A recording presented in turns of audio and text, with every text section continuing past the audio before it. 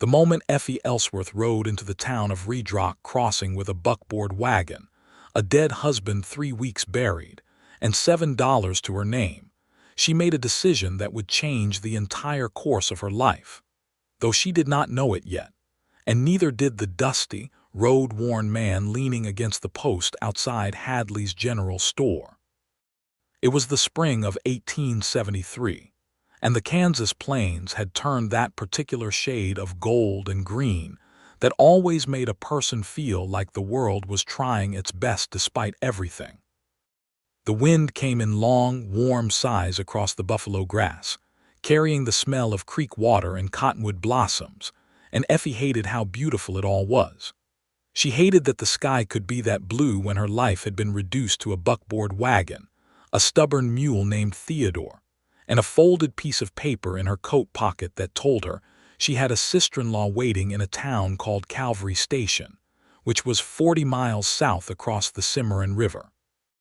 Effie was 28 years old, and she had the kind of face that told you she had laughed a great deal in her life, and cried a fair amount too, and had made peace with both. Her brown hair was pinned up beneath a wide-brimmed hat that had seen better years, and her hands were calloused from the farm work she had done alongside her husband, Henry, for 6 years before the fever took him in February. She had sold the farm for less than it was worth because she needed to sell it fast, and what she had made did not cover the debts Henry had quietly accumulated without telling her, which was perhaps the most hurtful part of his passing.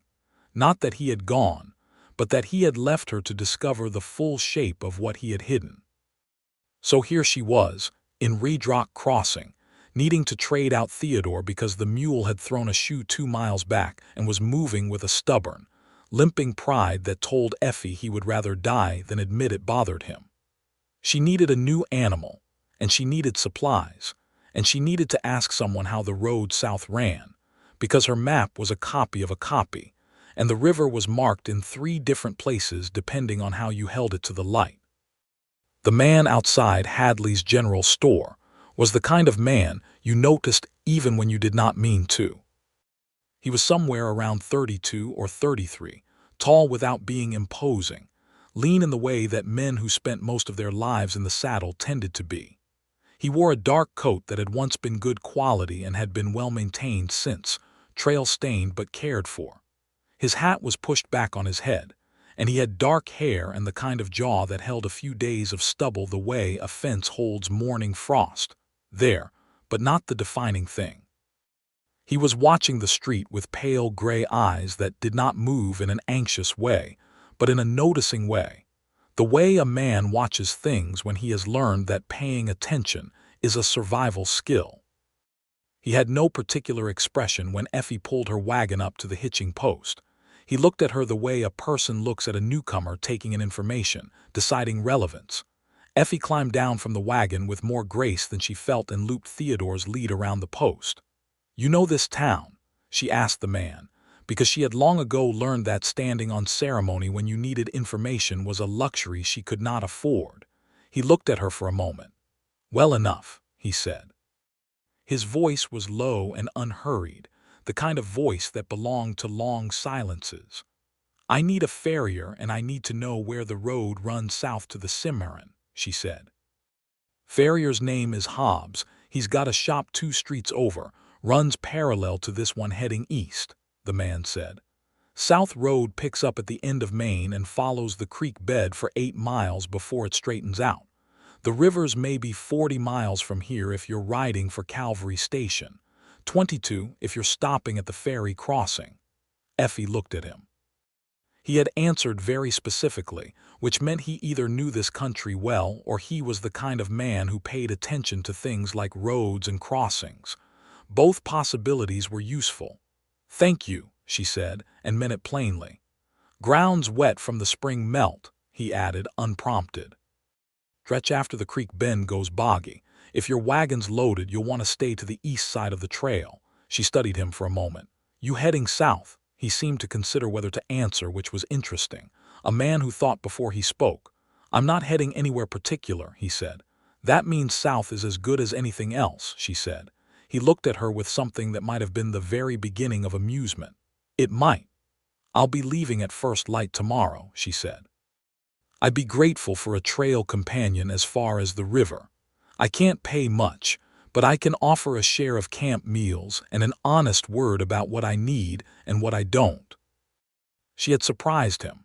She could see it, though he did not show it in any large way, just a slight stillness, a reorientation of attention. "You don't know me," he said. "That's true," she agreed. "I know you gave me good directions and you knew to mention the bog, which you didn't have to.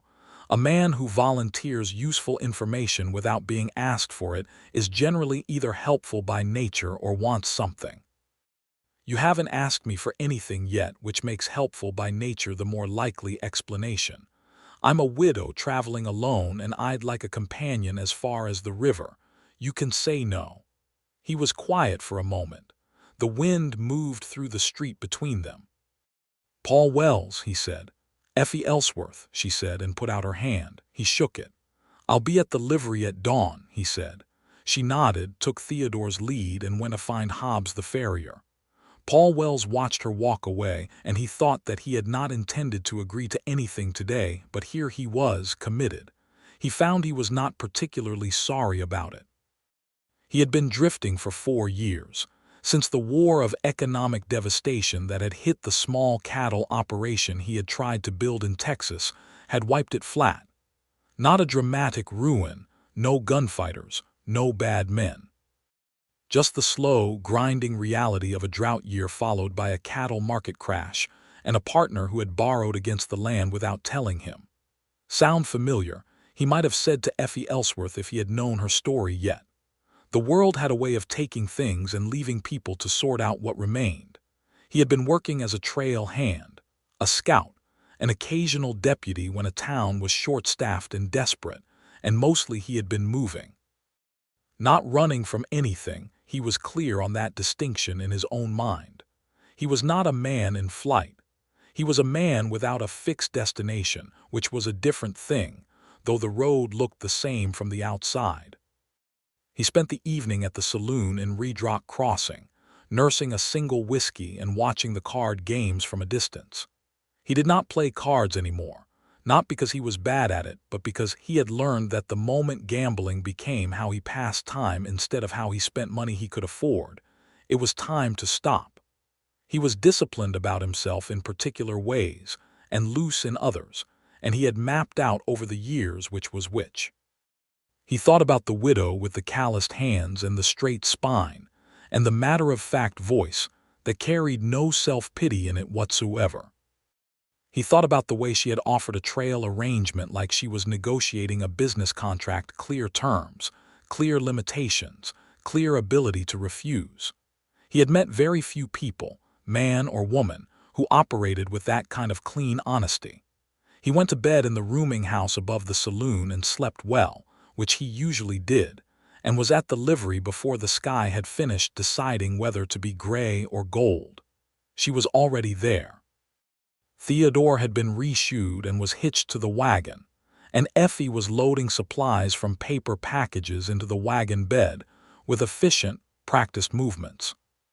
She had traded her wide hat for a slightly better condition one, or perhaps just straightened the original, he couldn't tell. She wore a dark blue split riding skirt and had her hair pinned up sensibly. "You're early," he said. "So are you," she said, without turning around. "Your horse is the roan in the 3rd stall. Chester at the livery has already seen to him." He went and found his horse, a solid, even-tempered roan gelding he called Garrison, and saddled him with the quiet efficiency of long practice. By the time he led Garrison out, Effie had climbed up to the buckboard seat. "Ready?" she said. "Ready," he said, and they left Redrock Crossing while the town was still sleeping. The road south unwound before them in the early morning light like something offered rather than imposed, the buffalo grass silver with dew, the sky going from pearl to the palest kind of blue. Paul rode alongside the wagon for the first hour without speaking, and Effie did not seem to require conversation, which he respected. Theodore moved with a grudging steadiness, as if each step was a concession. "How long was Henry sick?" Paul asked, when the sun had been up for perhaps 2 hours. She looked at him sideways. "How do you know it was a Henry?" "I don't," he said. "I assumed." "His name was Henry," she said. 3 weeks from first fever to the end, he was 41. She said it the way you say a fact that has been examined from every angle and is simply a fact now. "We had 6 years. They were mostly good." "I'm sorry," he said, meaning it. "Thank you," she said, meaning that too. "You never married." "No," he said. "Close." He thought about that. "Once." She decided she didn't want a man who couldn't tell her where he'd be in 5 years. She was right to decide that. "Where were you going to be in 5 years?" Effie asked. "I didn't know," Paul said. "I still don't." "And does that trouble you?" He considered. "Less than it used to." She looked forward at the road again. Henry always knew where he was going to be. He could tell you what the fields would look like in 10 years. He had plans laid out like a carpenter laying boards. She paused. "He didn't share all of them with me." Paul heard the thing underneath that and did not push on it. He had learned when questions were useful and when silence was kinder. They stopped at midday where the road approached the creek bend he had mentioned, and Effie proved herself a capable and unsentimental camp cook. She had salt pork and hardtack and a small skillet, and she produced a meal that was hot and filling and did not apologize for its simplicity. Paul contributed coffee from his own supplies and a piece of smoked jerky that he had been saving without particular reason. They ate sitting on opposite sides of the small fire with the horses watered and grazing behind them, and the creek making its steady spring-swollen sound through the cottonwoods. "You were a soldier?" she asked. He looked up. "What makes you say that?" "The way you set a perimeter without thinking about it," she said. "The way you positioned yourself relative to the road when we stopped. You did it naturally, not like a lawman, more like a man who learned it early and kept the habit." He was quiet for a moment. "Enlisted at 18, he said. "The war between the states was at Shiloh and a few other places I don't tend to talk about." He said it without drama, without the heaviness some men carried on it like a permanent weather system. "Came out in 65, tried ranching in Texas that didn't survive the decade." "So you've been drifting since," she said. Not unkindly, observationally. "More or less," he said. She looked at him over her coffee cup with eyes that were a very specific shade of dark amber, the color of good whiskey in firelight. "Doesn't that get lonely?" she asked. "Yes," he said. He answered without deflection, which seemed to surprise her slightly. "It does." She looked back at the creek. "Henry used to say loneliness was a thing you chose," she said, "but I think he was wrong about that. I think sometimes life arranges itself so that loneliness is simply what's present and it doesn't much care whether you chose it or not." "He sounds like he had a philosophy," Paul said. "He had several," she said. "Some of them were sound." A small pause. "Not all." They broke camp and pushed on, staying to the east side of the trail just as Paul had advised, and the boggy ground on the west side proved him right. They could see where the grass gave way to that darker, softer earth that looked deceptively solid. "Good call," Effie said. "I came through 2 weeks ago heading north," he said. "Watched a freight wagon lose a wheel in that muck, took 4 men and most of an afternoon." "Where were you going?" she asked. "Reedrock Crossing," he said. "And before that?" "Amarillo," he said. "Before that, Dodge City. Before that, places that don't bear going through in chronological order." She smiled at that, and it was the first full smile he had seen from her, and it changed her face considerably, opened something up in it. Let some warmth out that had been there all along but banked down, the way you bank a fire when you need it to last. The afternoon brought a change in the weather, a bank of cloud building to the west, the kind that was more promise than threat in spring, but enough to cool the air and put a smell of rain in the wind. "We should look for somewhere to make camp before it comes," Paul said. "There's a way station marked on my map," Effie said, squinting at the folded paper she had produced from her coat. "About 3 miles south, if this map is remotely accurate." "Maps of this region are aspirational more than factual," Paul said. "That's been my experience also," she said, "but let's try." The way station existed. which was a pleasant surprise, a rough-built structure with a covered linta for the horses and a fireplace that worked. It had the look of something maintained by multiple passing travelers through a kind of informal communal care, small repairs done by whoever had need of the shelter. There was a stack of firewood, a rusted but functional coffee pot hanging on a hook, and a tin that contained matches and a note in pencil that said, "Replace the matches, left the pot, God bless Jr. 1872. "I appreciate Jr.," Effie said, reading the note. "That's the best kind of stranger," Paul said. "One who helps people they'll never meet." He got the fire going while Effie tended the horses, and when she came back in, she had removed her hat and her coat, and she sat close to the fire with her arms wrapped around her knees. In the firelight, she looked less like a woman carrying a practical burden and more like a woman who was exactly as complex as she was, which was considerably. "Tell me something true," she said, which was such an unexpected thing to say that Paul looked at her. "Something true," he repeated. "Yes," she said. "Something you mean, not a pleasantry and not a complaint, just something true." He thought about it seriously because she had asked seriously. "I think," he said slowly, "that I have been telling myself for 4 years that I am free, and I have recently begun to wonder whether free and untethered are actually the same thing, and I am concerned they might not be." She looked at him for a long moment. "That is a very true thing," she said. "Your turn," he said. She tilted her head back slightly, looking at the rough ceiling of the way station. "I am relieved that I am going to my sister-in-law's because she invited me and because I have no other practical option," she said. "But somewhere under the relief is a kind of excitement that I am ashamed of because it feels wrong to be excited about anything when Henry is 3 weeks in the ground." She paused. "But I'm a little excited. The road feels like something. It doesn't feel like nothing." The fire crackled between them. "That's not shameful," Paul said. "That's alive."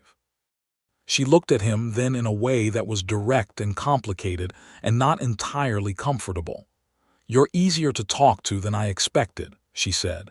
"You're easier to travel with than I expected," he said. Outside, the rain came, soft and steady, drumming on the linta roof. Inside the way station, the fire burned well and the horses were content, and the two of them talked on into the night about things that mattered and things that didn't, and the line between those two categories blurred considerably as the hours moved. She told him about growing up in Missouri, the third of 4 daughters, her father a schoolteacher who had raised all his children to read and question things, which had made her a slightly inconvenient wife by the standards of some men, and exactly the right wife by the standards of Henry, who had valued her opinions even if he had not always included her in his plans. She told him about a horse she had loved at 16 that her father had to sell, and how she had cried for 2 days, and then decided that crying past a certain point was an indulgence that didn't change outcomes, which was a philosophy she had applied with varying success ever since. Paul told her about the ranch in Texas, about his partner Marcus, who had been his closest friend for 3 years before the partnership ended badly, not in violence, which might have been easier in some ways, but in a slowly discovered betrayal that had made Paul question his ability to read people for quite some time afterward. "And can you read people?" she asked. "Better now than then," he said. "I think I wanted to believe the best about Marcus past the point where the evidence was suggesting otherwise. I've been more attentive since." "Is that why you're careful?" she asked. "About people?" "I'm not unfriendly," he said. "No, you're not," she agreed. "You're just measured. You watch before you commit." He considered that. "That's fair," he said. She smiled again, that warming smile. "It's not a criticism," she said. "I'm also that way, or I've become that way. I used to be more open." "What changed you?" he asked. "Marriage a little," she said honestly, "and February." He understood she meant Henry's death, and he did not press further. They slept on opposite sides of the way station, wrapped in their respective bedrolls, with the fire banked down to coals and the rain still gentle on the roof. Paul lay awake longer than usual, not thinking about anything in particular, just aware of the sound of another person breathing in the room, which was a sound he had not had in a very long time, and which he found, despite himself, settling. Morning came bright and washed clean the way mornings after spring rain always did, the world looking like it had been painted fresh. They broke camp efficiently, working around each other in the small space without collision or fuss, and Paul noticed the way they had already developed a kind of choreography. She banked the fire while he saddled, she packed the wagon while he watered, and neither of them had to narrate it. It simply worked. On the road again, with the morning birds loud in the cottonwoods and Theodore moving with uncharacteristic enthusiasm in the cool air, they fell back into conversation easily, with the comfort of people who have already established that they can talk to each other. "What will you do in Calvary Station?" Paul asked. "Long term." "Clara Henry's sister. She runs a dry goods business her husband started before he passed," Effie said. "She's been running it alone for 3 years and she's managing, but it's a lot for one person. I'm good with figures and I know how to manage inventory. I did most of the bookkeeping on the farm. She and I have always gotten on well." She paused. "It's a plan," she said. "It's not a dream, but it's a plan, and right now a plan is what I need." "You had a dream?" he asked. She was quiet for a moment. "Henry and I talked about going further west," she said. "California, starting something new, that was the dream." Her voice didn't crack, but it settled lower. He kept saying next year. And then it ran out of next years. Paul said nothing, but he felt the weight of that, the particular cruelty of deferred things. "What about you?" she asked, shaking it off with that determined practicality he had come to recognize. "You ever have a plan, aside from the Texas ranch?" "I had a notion about New Mexico," he said. "There's land coming open down there, good grazing land. I have some money saved." He paused. "I haven't moved on it." "Why not?" He took a long time to answer. "I think I've been waiting," he said at last, "to know whether I want to do it alone." She looked at him for a moment, then looked back at the road. She did not fill in that silence with anything, and he appreciated that she didn't. They passed through a small settlement, barely a town, more a collection of intentions, where they stopped to water the horses at the public trough and bought fresh bread from a woman who sold it from her front porch with the no-nonsense efficiency of someone who had found her market and her price, and did not negotiate either. "Good bread," Effie said, and the woman, who was perhaps 60 and weathered like the posts of her porch, gave her a long look and said, "You heading south alone?" "With a companion," Effie said. The woman looked at Paul and then back at Effie with a slightly different look, a look that was interested and assessing. "Good," the woman said simply.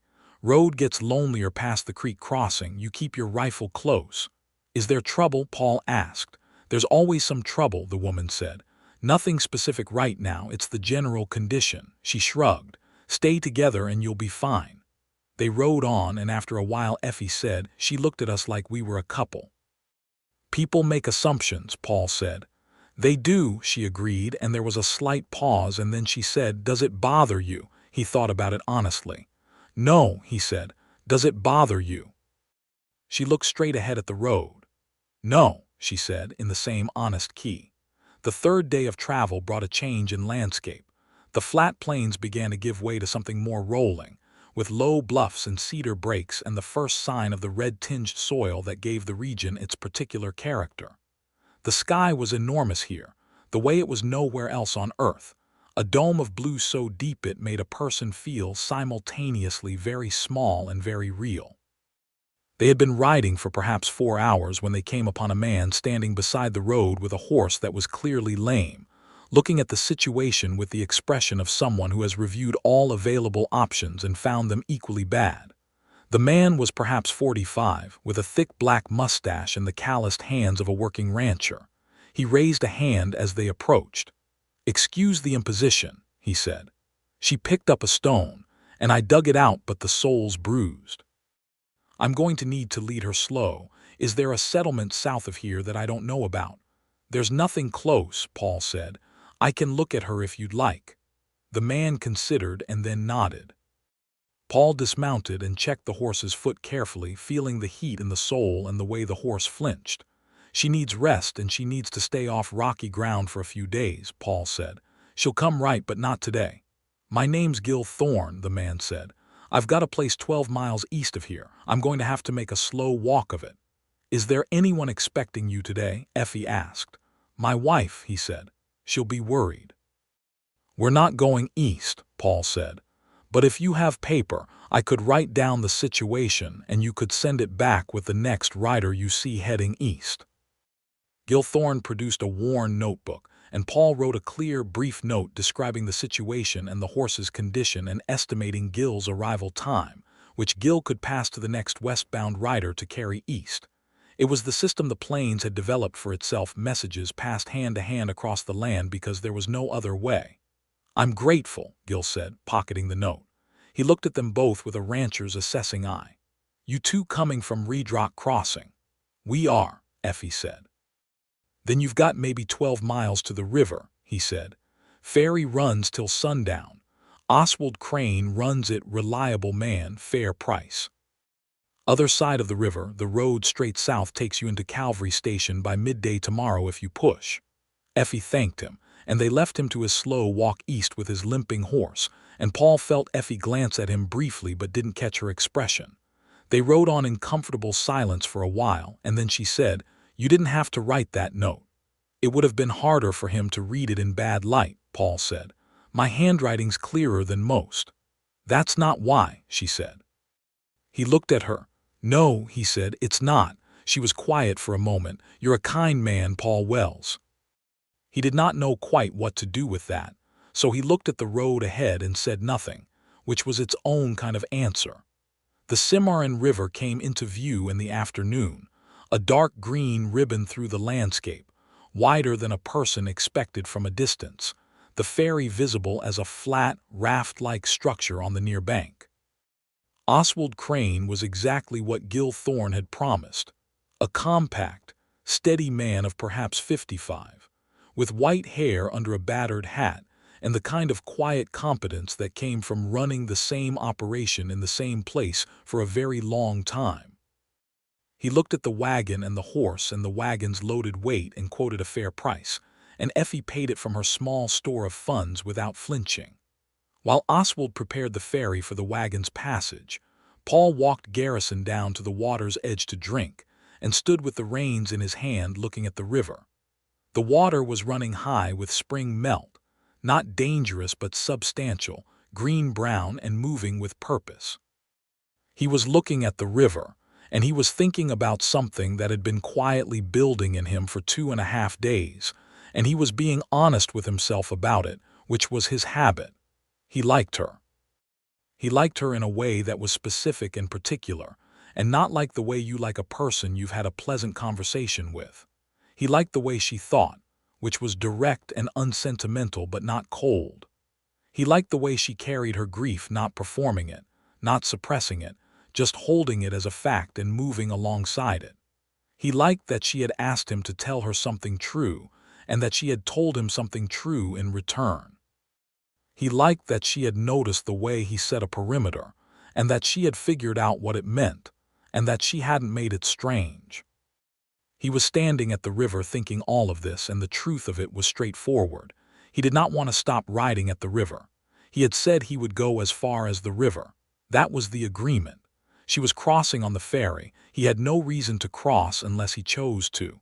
He thought about New Mexico and the land there and the question he had been unable to answer. He thought about the way she had said, I'm a little excited. The road feels like something. He brought Garrison back up from the water and helped Oswald Crane guide the wagon onto the ferry platform, and they crossed the Cimarron slowly and steadily, the flat water pushing against the hull, the rope and pulley system that Oswald ran doing its patient work. On the other side, Effie climbed back up to the wagon seat and gathered Theodore's reins, and Paul was on Garrison on the south bank of the Cimarron River, and this was where the arrangement had ended. She looked at him from the wagon seat. He looked at her. Neither of them said anything for a moment. Then Paul turned Garrison's head south and fell in beside the wagon. Effie watched him settle into his position alongside her where he had ridden for 2.5 days. She held Theodore's reins steady. Paul's gray eyes were on the road south, and his expression was that measured, attentive look he carried. She did not say, "This is past the river." She did not say, "The arrangement was as far as the river." She did not say anything. She clicked to Theodore and the wagon moved south, and Paul rode beside it, and the Cimarron River was behind them, and neither of them acknowledged the crossing. The road south from the ferry was good, well worn by regular traffic, and the country on this side of the river was slightly different. The cedar breaks heavier, the bluffs more pronounced, the distant horizon carrying the suggestion of hills that would eventually become proper terrain. The afternoon was long and golden, the way spring afternoons in this part of Kansas could be, full of light that felt like it was trying to make up for the long winter. They rode for a while in silence, but it was a different kind of silence now. It had weight in it. It had the thing that had happened, or rather, had not happened, the thing that had not been said, and they were both aware of it. Finally, Effie said, "The river's behind us."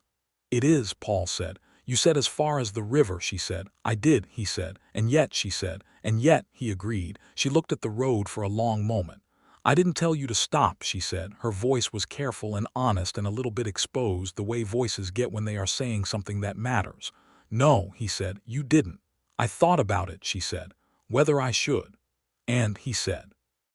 She turned to look at him, and the late afternoon sun was full on her face and on the amber of her eyes and on the expression she was wearing, which was something between vulnerability and the determined honesty that was simply how she was built. "And I didn't want to," she said. He held her gaze for a long moment. Something in him settled, the way a thing settles when it has been waiting without knowing it was waiting. "Good," he said. They made camp that evening in a cedar break off the road, a sheltered spot with soft ground and the smell of resin in the air, and Paul built a better fire than the night before, and Effie cooked a better meal. She had bought dried beans at the small settlement and had soaked them in the water bucket on the wagon, and they made a proper pot of beans with the salt pork, and she had cornmeal and made Johnny cakes in the skillet, golden and hot. They sat close to the fire, closer than the first 2 nights, and talked differently, the conversation more personal, moving into territory they had been circling. "Tell me about what you want," she said. "Not what you've done, what you want." He looked at the fire. "I want to build something that lasts," he said. "I've had that want for a long time. The Texas thing was part of it and it didn't work out, and I've been carrying the one around since without a place to put it." He looked at her. "What do you want?" "I used to want the California dream," she said. "Henry's dream that became mine. Now I don't know exactly." She pulled her knees up to her chest in the fire-lit way she had. "I want to feel settled but not trapped. I want to know where I'm going to be, but I want it to feel chosen, not just arranged by necessity." "That's a distinction that matters," he said. "It matters a great deal," she agreed. "Henry arranged things without including me, and I managed in the arrangement, but I always knew it was his shape, not mine." She paused. "I want to make my own shape." "You're doing it," he said. She looked at him. "I'm doing the necessary thing. That's not the same." "Maybe not yet," he said. "But the willingness to see the difference between them, that's how it starts." She studied him with that direct, amber gaze. "You think about things carefully," she said. "I had a lot of road and a lot of time," he said. "Paul," she said, and the way she said his name was slightly different from how she had been saying it, softer and more deliberate. "Why did you ride past the river?"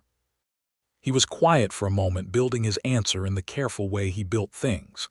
"Because the last 2.5 days," he said, "have been the best 2.5 days I can remember in a long time, and because I looked at the river and I looked at the road south and I made a decision about which thing was worth more to me." The fire crackled. An owl called somewhere in the cedars. "We've known each other for 3 days," she said. "I know that," he said. "I'm a widow," she said. "I'm going to my sister-in-law's to work in a dry goods store." "I know that too," he said. "And you're still here," she said. "I am," he said. She looked at him for a long, open moment. "I'm glad," she said, and the simplicity of it was enormous. He reached across the space between them and took her hand, which was calloused and warm and real, and she let him hold it, And they sat like that for a while with the fire between them and the cedar smell in the air and the night full of stars overhead. They came into Calvary Station the following afternoon, and it was a proper town, not large, but established, with 2 streets of businesses and a courthouse under construction, and a church with a new coat of white paint, and the general air of a place that had decided it was going to stay. Clara Ellsworth ran her dry goods store from a wide-fronted building on the main street, with a freshly painted sign that said Ellsworth & Co. General Merchandise. And she came out onto the porch when she heard the wagon, a woman of perhaps 45 with Henry's same dark hair but an entirely different energy, quick and sharp, and warm all at once. She came down the steps and hugged Effie with the kind of hug that dispensed with any formality, the hug of a woman who understood what the last 3 weeks had been and was not going to pretend otherwise. "You look better than I feared," Clara said, pulling back to look at her. "Which means you're managing." "I'm managing," Effie confirmed. Clara looked at Paul Wells, standing at a respectful distance with Garrison's reins in his hand, and her look was the same assessing look that the bread-selling woman had given them, interested and measuring. "And who is this?" Clara said. "Paul Wells," Effie said. "He rode with me from Redrock Crossing." "As far as the river," Paul said. "And then past it," Effie added, with a look at him that contained layers. Clara looked between them for exactly 1 second, with the eyes of a woman who ran a business and read people for sport, and said, "Well, Mr. Wells, are you planning to stay in Calvary Station, or are you passing through?" He had not, until this moment, made that decision formally. He thought about New Mexico. He thought about the land he had been circling. He thought about the last 3 days and the river and the cedar fire and the sound of another person breathing in the way station. "I'm looking at staying," he said. "Good," Clara said firmly. "We're short on reliable men and long on need. Effie, come inside. Mr. Wells, there's a livery 2 streets over run by a man named Finch who won't cheat you and is looking for part-time help."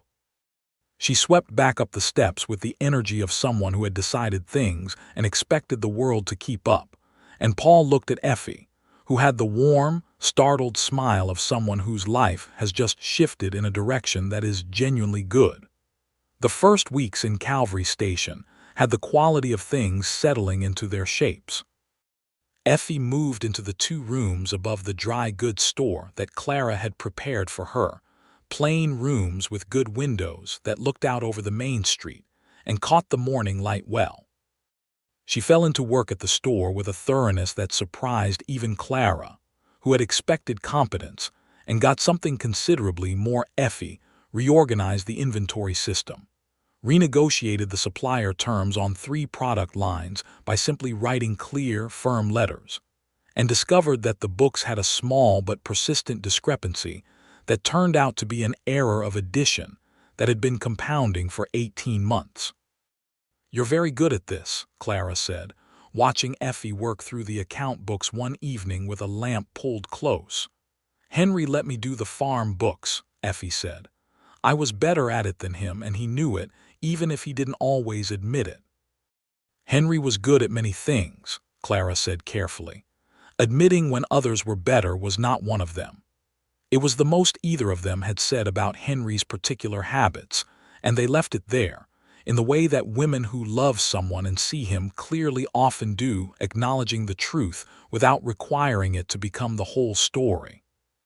Paul had found work at Finch's livery, and had also picked up some scouting and trail guiding work from the county surveyor's office, which was mapping the new road south. He was good at the work, and he was reliable, and Calvary Station was small enough that reliable people were noticed.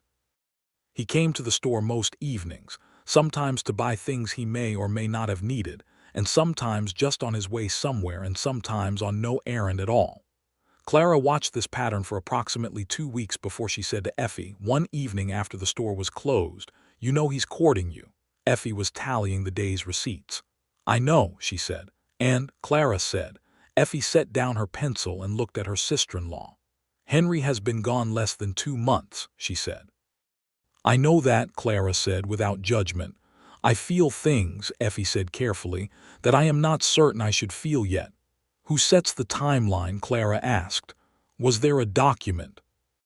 Effie almost laughed. No. Then it's up to you, Clara said. And I will say one thing, which is that life is short, and I ran this store alone for 3 years because I was too sad and too proud to let anyone help me, and I spent those years being sad and proud, and then I got tired. She paused. Don't get too tired before you let good things happen. Effie was quiet for a moment. He rode past the river, she said. Clara waited. I had asked him to go as far as the river, Effie said. And he went past it, and I didn't tell him to stop. Clara was quiet for a moment, in the way of someone who understands exactly what is being said. Then it seems, she said, that neither of you needed much time to know. On a Sunday afternoon in late April, Paul arrived at the store with no particular errand and a hat in his hands, which was not his usual mode, and asked Effie if she wanted to walk. They walked out past the edge of town, where the land opened up again into the rolling cedar country, and the afternoon was warm enough to be pleasant without being warm enough to be uncomfortable, and the wildflowers were coming in Indian paintbrush and prairie clover in the low spots where the water collected. They walked for a while without particular conversation, which they were good at, and then Paul stopped at a place where the trail crested a low rise and the view went wide in every direction. I want to say something, he said, and I want to say it plainly. All right, she said. I've spent 4 years telling myself that not being attached to a place or a person was freedom, he said, and I've come to the position that it was more like caution. That I was being careful in such a broad way that I was careful about everything, including things worth being careless about. He turned to look at her. I am not careless about you, Effie, but I am aware that I want to be here. That I do not want to ride on. That when I rode past that river, it was the first decision in 4 years that felt entirely right. She looked at him with that direct amber gaze. The wind moved through the grass around them. It's fast, she said. It's been a matter of weeks. It has, he agreed. And I am still grieving, she said. That's real. Henry was my husband and I loved him and he's gone, and that is a real thing that doesn't just resolve. I know that, he said. I'm not asking you to resolve it. What are you asking? She said. I'm asking if I can stay, he said. Not in a settled, married sense, not yet, not unless and until you want that, just if I can be here. If we can see what this is. She was quiet for a long moment, and the prairie spread out around them in every direction like a patient offer.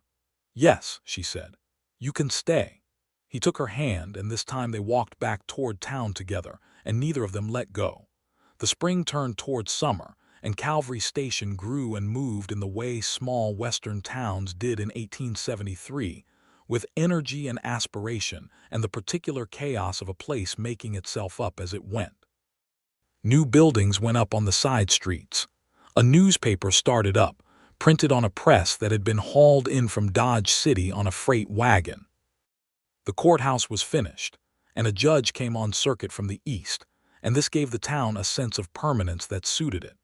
Paul and Effie's courtship was conducted in the open, plainly and without pretense. They were seen walking together on Sunday afternoons.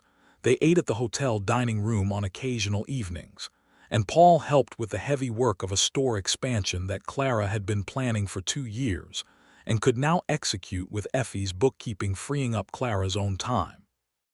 They were honest with each other in small, consistent ways that built into something substantial. When Paul had a hard week, one of the survey jobs had gone wrong due to poor planning by the county office, and he had come home with the tight jaw of a man who had been managing other people's incompetence with insufficient authority. Effie did not offer false comfort. She poured him coffee and sat across from him and said, "Tell me the details," and listened, and then said, "The county surveyor is working above his skill level and the office needs to restructure its approval process before it authorizes more field work. You should put that in writing." He looked at her. "You'd make a good administrator," he said. "I know," she said.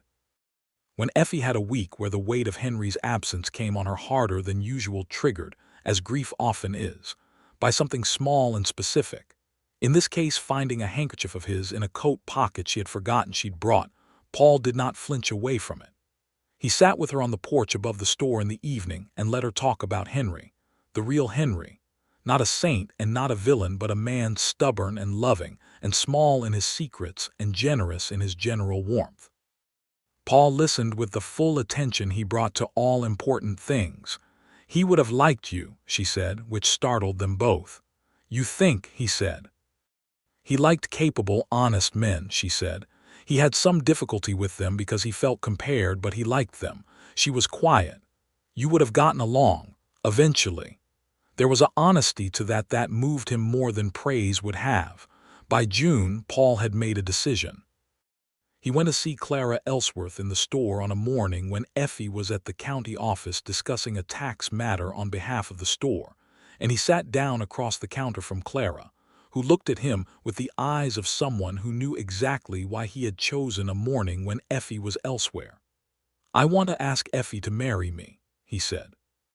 "And I wanted to tell you first, because she has no family here except you, and because I respect you, and because I think you deserve to say anything you think needs saying before I ask her." Clara looked at him for a long moment. "Do you have plans?" she asked. "Not feelings, plans." "Yes," he said. "I've been in conversation with a land agent about a parcel southeast of town, good grazing, a creek that runs reliable most of the year. I have savings enough to put up a house, not a large one, but a sound one.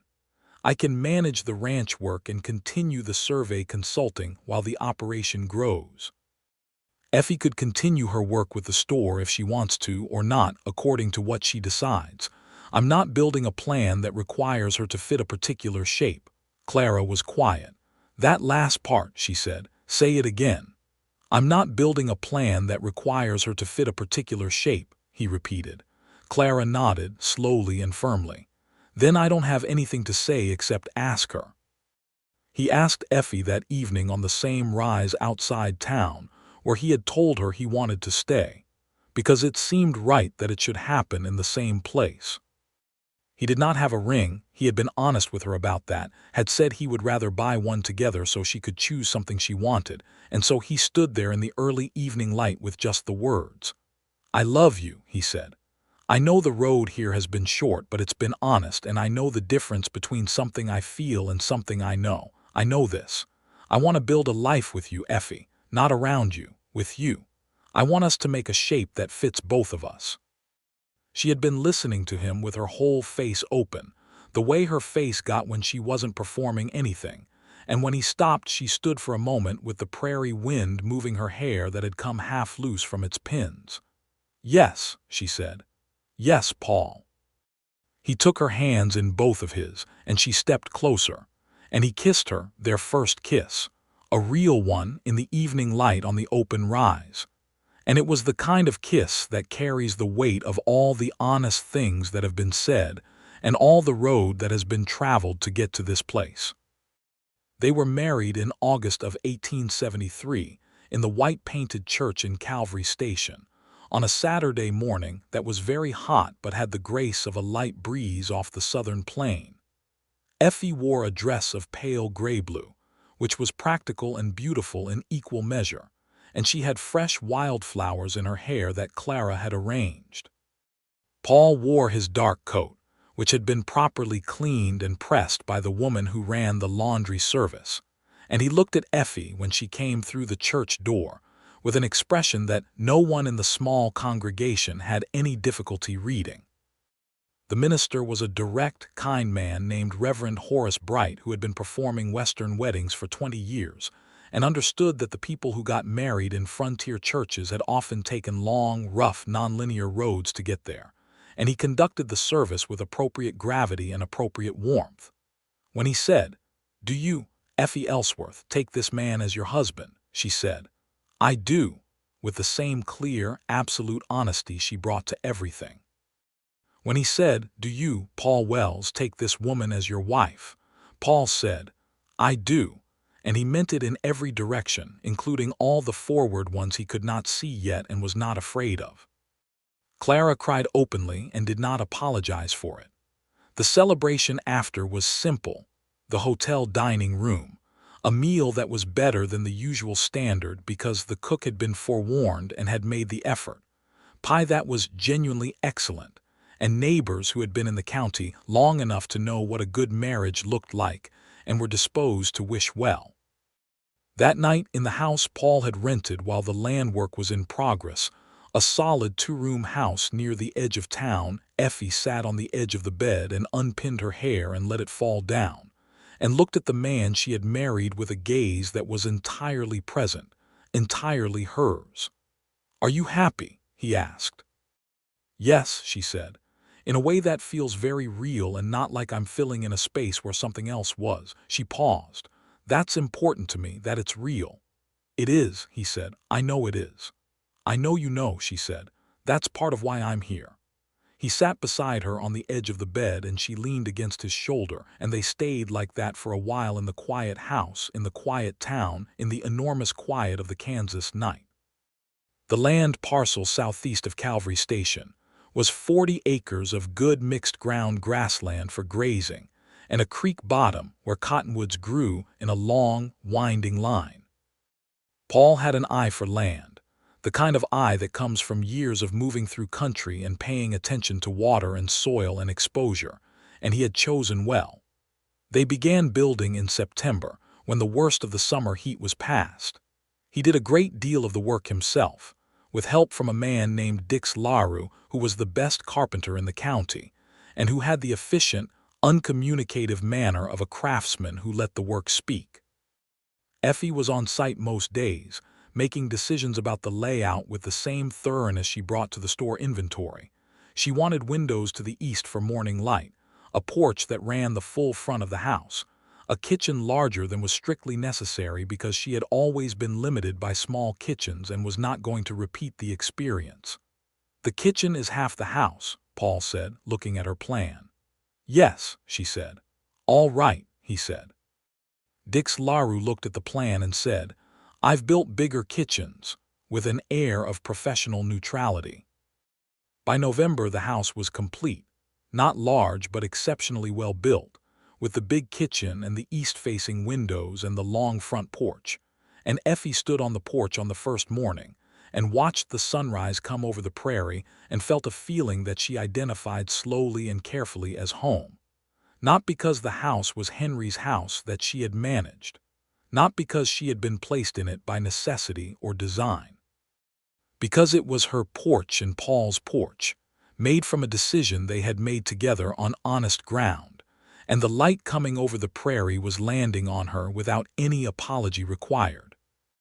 Paul came out with coffee and stood beside her, and she leaned into him and he put his arm around her shoulders, and neither of them said anything for a while. "We have something to tell you," Effie said to Clara in March of 1874. Clara looked up from the account books and looked at Effie's face and said, "When?" "October," Effie said. Clara came around the counter and hugged her, the same full hug as the day of Effie's arrival, and then held her at arm's length and looked at her with the expression of a woman who has been waiting for good news long enough to be genuinely moved by it. "Paul knows," Clara said. "He was the first to know," Effie said, smiling. "How did he take it?" Clara asked. "He sat down," Effie said, "and then he stood up again, and then he stood very still for a moment, and then he said, 'Effie, that's the best news I've ever received,' and then he went out and split firewood for about 20 minutes. "That sounds about right," Clara said approvingly. Paul had indeed split firewood. He had also, afterward, sat beside Effie for a long time with her hand in his, very quiet. In the specific way he was quiet when something was too important for language. The spring and summer of 1874 passed with the texture of real life, good days and difficult days, and the particular beauty of Kansas in the growing season, when the land was at its most generous. Paul's grazing operation was small but growing. He had purchased 12 head of cattle in the spring, and the survey work kept money coming in reliably. Effie continued her work at the store through the summer, because she liked the work and she was good at it and Clara needed her, and Paul had never asked her to stop. They argued sometimes. They were two people with strong opinions and direct communication styles, which was mostly an advantage and occasionally produced friction. The arguments were about real things: how fast to expand the cattle operation, whether to hire help now or wait another year, a disagreement about the best route for a supply wagon that became surprisingly heated before they both started laughing in the middle of it. They resolved things by talking, which required each of them to occasionally be wrong in front of the other, and they both managed this without too much damage to their dignity. There were also evenings on the long porch when the summer light went gold and long, and the prairie stretched out before them, and everything that needed to be said had been said, and everything that didn't need to be said was simply quiet, and those evenings were the ones that built into the bedrock of what they had.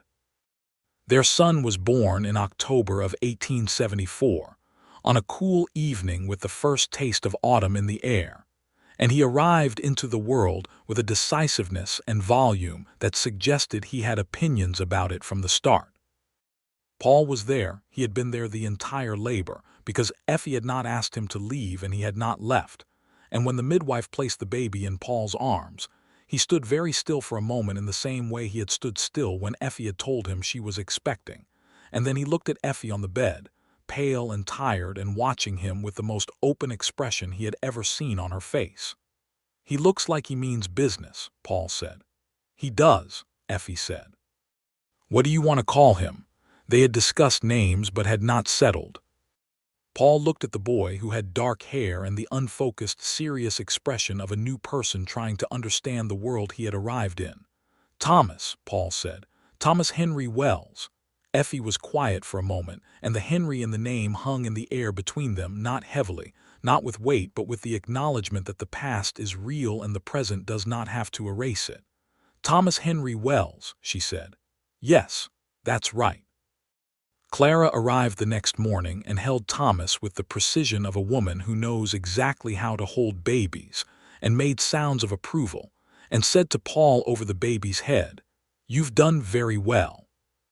Paul, who was running on no sleep and more feeling than he was certain how to contain, said, "She did the work." "I know she did," Clara said. "I meant generally." He understood that she did, and he accepted it. Thomas Wells proved to be a determined, curious person almost from the first weeks.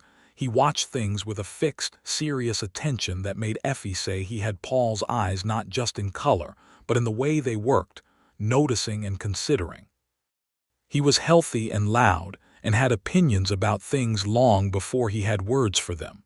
And the house on the 40 acres absorbed his presence, and organized itself around him with the natural ease of a home that had been built for expansion. The cattle operation grew steadily through 1875 and into 1876. Paul had a good eye for animals and a better eye for the timing of markets, and Dix LaRue built a proper barn in the summer of '75 with the same efficient expertise he had brought to the house. They hired a hand named Amos Brigg, a quiet man of 26 who knew cattle thoroughly and worked hard and had no complicated history that he brought with him, which was all anyone could ask. Effie stepped back from the daily work at the store when Thomas arrived but kept the books, working on them in the evenings at the kitchen table after Thomas was down, and Clara had hired a local girl named Mee Pratt to help with the floor work and proved to have made a good choice. Mee was sharp and organized and had a gift for customer relations. The life they had built had the quality of things genuinely built. It had weight and warmth and wear marks from actual use. It was not perfect. Nothing that is real is perfect. The winter of '75-'76 was brutal, the kind of Kansas cold that splits fence rails and freezes livestock water before you can get the trough broken for the morning. And they lost 2 cattle to the cold despite their best efforts, and Paul spent 3 weeks with his jaw tight, and his patience thin from the constant physical grind of keeping everything alive. There were also the quieter struggles, moments when Effie felt the ghost of her first life pressing at the edges of her current one, not with love for Henry so much as with the awareness that she had not expected any of this to be her life. She had not planned Paul. She had not planned the house on the 40 acres. She had planned a drive to her sister-in-law's and a job at a dry goods store and a careful, managed diminishment of expectation. She talked to Paul about this one evening, honestly, the way she talked to him about everything. "Do you ever feel like the life you have isn't the life you planned and you don't know whether to call that loss or luck?" she said. "Yes," he said without hesitation. "Which do you call it?" she asked. "Luck," he said. Unmistakably, he paused. "Though I understand that the loss is real too. Both things can be true." She looked at him across the kitchen table where Thomas's toy-carved horse sat between the coffee cups, and she felt the thing she always felt with him, the particular safety of being genuinely known by a person who chooses to stay. "I call it luck too," she said. "I just needed to say the other thing first." "I know," he said. "Say whatever needs saying." In the summer of 1876, Effie told Paul she was expecting again, and this time he did not split firewood. He picked her up from the chair she was sitting in, which she had not been expecting, and she laughed genuinely and openly and said, "Put me down," and he did, and they were both laughing, and Thomas, who was 20 months old and had been watching this development with deep interest, made a sound of approval and went back to his block stacking. "Two children," Paul said. "Two children," she agreed. "I think we should consider expanding," he said. "The house," she said. "The house," he said. "And the operation. Amos has a cousin who's looking for work, and we've had a good year." "The house first," she said, "then the operation." "Agreed," he said.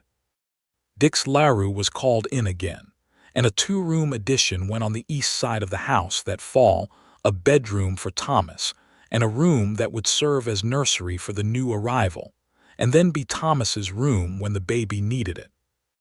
The work was done by October, which was when their daughter arrived, a girl with Paul's gray eyes and Effie's dark hair, whom they named Josephine Clara Wells, the Clara being so obvious that Paul suggested it without being asked, and Effie looked at him with the expression she reserved for the moments when he surprised her most. Clara Ellsworth held her namesake and cried again, which was becoming a tradition, and said, "I'm only going to cry at important things, and this is an important thing, so I make no apology." Thomas regarded his sister from a careful distance of approximately 2 feet for the first week, and then, determining that she was a permanent installation and apparently harmless, moved closer and took up a proprietary interest that would define the sibling relationship for years. The years that followed had the fullness of a life genuinely lived. Paul's cattle operation grew to 60 head by 1878, enough to make real money in the annual drives north to Dodge City, and he expanded the grazing lease and eventually purchased an additional 20 acres adjacent to the original parcel. The survey work had largely ended. The county was mapped, but Paul had developed a reputation as a reliable and knowledgeable ranch consultant, and several of the larger operations in the surrounding territory hired him on season contracts to manage particular operations. Effie had returned to a more active role at the store by 1877, when Thomas was old enough to spend mornings with Paul or with the housekeeper, a practical woman named Bertie who arrived 3 days a week and had a way with children that was firm and fond in equal measure. The store had grown under Effie and Clara's joint management into something considerably more than the dry goods operation Clara's husband had started. They carried a wider range of goods, had established supplier relationships that gave them better prices, and had added a small lending library of books that Effie had proposed partly for the community and partly, Clara suspected, because Effie simply liked books and could justify the expense if it was for the community. The library was popular. The town of Calvary Station grew through the late 1870s with the particular energy of a place that has gotten past its uncertain years and is now building for permanence. The newspaper, now 3 years old, had become genuinely useful. There was a school that Effie had been instrumental in organizing, petitioning the county, writing the letters, attending the meetings, doing the bookkeeping for the building fund. Thomas Wells, age 4, was among its first students. Paul attended the school organizing meetings and watched his wife in those settings. The way she moved through the room, direct and warm, making arguments that were clear and backed by numbers, earning the room without performing for it. And he felt proud of her in a way that had nothing to do with possession and everything to do with genuine admiration. "You should run for the town council," he said one evening on the porch. She looked at him. "Women don't run for town council." "Not yet," he said, "but you run half the county's practical business already. Someone should make it official." She laughed. "Not in 1878, she said. 1888 then, he said. "Maybe," she said, and she sounded like she meant it. There were harder things in those years too, because there always are. The Kansas Range Wars of the mid-1870s, the disputes over fencing and grazing rights between the open-range cattlemen and the homesteaders, touched the edges of their lives, not with violence, but with the community tension that precedes it. Paul was known as a fair dealer and a reasonable man, and he worked to mediate several disputes, not because he was asked to officially, but because he could see the direction things were heading, and he was not a man who watched preventable harm build. The Homestead Act of 1862 had brought settlers in increasing numbers, and the relationship between the newer arrivals and the older range operations was complicated and sometimes bitter. Paul and Effie talked about it at length, about fairness, about history, about the people who had been on this land before any of them, which was a conversation that could make a person uncomfortable, but which Effie insisted on having anyway. "The Osage were here," she said one evening, "and before the policy changes and the reservation assignments, this was different. What happened to them was not just." "No," Paul agreed, "it was not. I'm not saying we should leave," she said. "I know we can't undo what was done, but I'm not willing to pretend it was simply progress and nothing else." "No," he said, "it was both things. The cost was paid by people who didn't consent to paying it." They raised Thomas and Josephine with that awareness. The awareness that the land had a history that preceded them, that history was real, and that living honestly on the land meant acknowledging what the land had been and to whom. It was not a common conversation in 1878 in Kansas, and some of their neighbors found it uncomfortable. They had it anyway. Thomas grew into a boy of striking capability and stubbornness. Paul's attention and Effie's directness in a single small person, which was frequently more than the situation required, and always more than any school teacher had been prepared for. He was good with horses almost from the time he could walk, and by age 6 he had taken a proprietary interest in Paul's roan Garrison, who was aging now, gray around the muzzle but still solid, and Garrison tolerated this interest with the patience of a veteran. Josephine was quieter than her brother but had the quality Effie recognized from her own childhood, the quality of a girl who watched everything carefully and was more interesting inside than outside. She was methodical, fascinated by the store and its operations, and by age 5 was helping Effie count stock in the way that children help when they are genuinely useful and know it. On an evening in the fall of 1878, 5 years after Paul Wells had ridden past the Cimarron River without being told to stop, Paul and Effie sat on the long front porch of their house on the 40 acres and watched the sun go down over the Kansas plain in that final, blazing way that fall sunsets in the west have, all gold and orange, and a kind of purple at the edge that you can't find anywhere else. Thomas was inside with Bertie, arguing about something with the cheerful energy of a boy who had no particular objection to bedtime, but wanted to negotiate about it. Josephine was already asleep. Effie had her feet up on the porch rail and a cup of tea and the expression she wore on evenings when she was thinking good thoughts at an unhurried pace. "Are you happy?" Paul asked. She turned to look at him. "You asked me that on our wedding night," she said. "I did," he said. "And you're asking again," she said. "I'm asking again," he said.